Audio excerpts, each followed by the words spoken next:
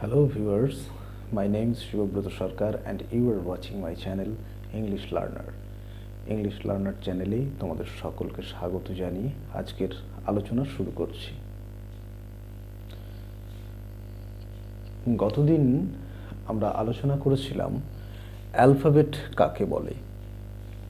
ইংরেজিতে এই এ থেকে জেড পর্যন্ত যে লেটার্সগুলো আছে সেগুলো নিয়ে কতদিন আলোচনা করেছিলাম। এর মধ্যে capital letter, small letter, vowel, consonant এই সমস্ত কিছু নিয়ে আলোচনা করেছিলাম।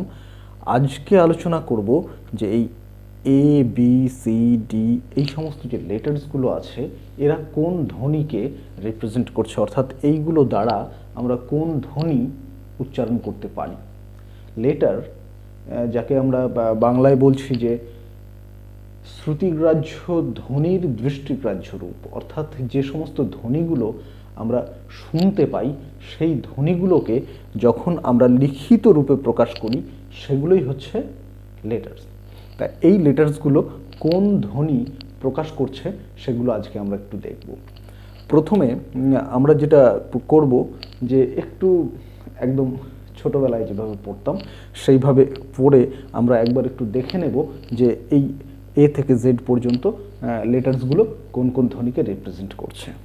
আর তারপর এখানে অনেক ওয়ার্ডস আছে, এই ওয়ার্ডগুলো আমরা ধরে ধরে পড়ব এবং এর ভেতর থেকে আমরা দেখব যে এই এ থেকে জেড পর্যন্ত যে লেটার্সগুলো আছে সেই লেটার্সগুলো ঠিক কোন কোন ধ্বনিকে রিপ্রেজেন্ট করছে, মানে এ থেকে জেড পর্যন্ত এই লেটার্সগুলো দিয়ে আমরা কোন কোন ধ্বনি উচ্চারণ করতে পারি।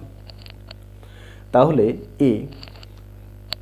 এ ফর অ্যাপেল, এখানটায় আমি একটু বলি এই যে শব্দটা আমি উচ্চারণ করছি অ্যাপল, অর্থাৎ এর প্রথম যে উচ্চারণটা সেই উচ্চারণটাকেই আমি নিচ্ছি অ্যাপল, অর্থাৎ এ দিয়ে এই অ্যা ধ্বনিটা উচ্চারণ করা যাবে। আমি সবগুলো লিখব না কারণ এগুলো আমাদের খুবই পরিচিত। আমি জাস্ট প্রথমটা একটু বোঝানোর জন্য বললাম। এ দিয়ে তাহলে অ্যাপেল হয়, আবার বি দিয়ে বল, সুতরাং বল ব, সি দিয়ে ক্যাট, ক্যাট ক, ডি দিয়ে হয় ডগ, ডগ মানে ড, ই দিয়ে এলিফ্যান্ট, এলিফ্যান্ট এ, এফ দিয়ে ফিশ, ফিশ মানে ফ, জিতে গোট, গোট গ, এইচে হেন হ, আইতে আইসক্রিম, আইসক্রিম আই, আইসক্রিম, জেতে জগ, জ বর্গীয় জ, কেতে কাইট, ক, এল লোটাস পদ্ম, লো ল, ল এম মাংকি, ম এন, এন নেস্ট, নেস্ট ন, ও অরেঞ্জ, অরেঞ্জ অ, পি পিকক প, কিউ কুইন ক, আর রোজ র, এস সোয়াইন শুকর, সোয়াইন স, টি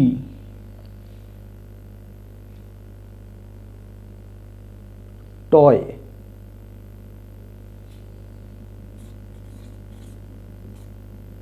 ইউ umbrella, আ, ভি, ভি ভ্যান, ভ, ডাব্লু,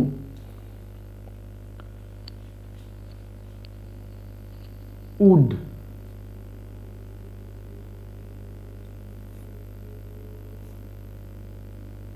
উ, ডাব্লুতে ও উচ্চারণও হয়, এক্স, জাইলোফোন, জ, আবার এক্স মাস বলি, যেটা ক্রিসমাস, সেটাতে এক্স উচ্চারণ হয়, ওয়াই, ওয়াইতে হয় ইয়াট বা আট, অন্তস্থ, জেড, জেড জু, চিড়িয়াখানা, জু। এইরকম এই উচ্চারণগুলো এরকম আমরা শিখেছি। তা এ বি সি এই এর যে উচ্চারণগুলো আমরা এখন লিখলাম, শুধু কি এই কটাই উচ্চারণ হয় না আরও কিছু বেশি হয়? আজকে আমরা একটু অন্য ধরনের শব্দ দিয়ে দেখব যে এর আর কিছু উচ্চারণ পাওয়া যায় কিনা। ঠিক আছে, এ উচ্চারণ হয়। আবার এখানে একটা শব্দ আছে অমল, এই যে শব্দটা আমি এখানে লিখেছি, দেখা যাচ্ছে কিনা জানি না, এ এম এ এল, অমল। তাহলে অমল অ, অর্থাৎ এ দিয়ে অ উচ্চারণ হয়। ইংরেজিতে অ উচ্চারণের জন্য এ ইউ একসঙ্গে ব্যবহার করা হয়। এ ইউ এখানে লেখা আছে, এটা অথেন্টিক। এই অথেন্টিক শব্দের অর্থ খাঁটি, যা নির্ভরযোগ্য। অ, শুধু এতে অ উচ্চারণ হয়, আবার এ ইউ দিয়ে ইংরেজিতে অ উচ্চারণ করা হয়। আর আ,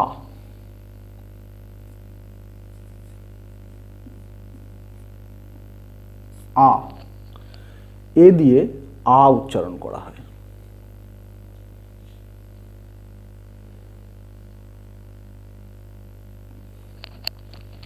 এখানে আমরা এই শব্দগুলোর মধ্যে দেখব যে আ উচ্চারণ আস্ক, এএসকে আস্ক।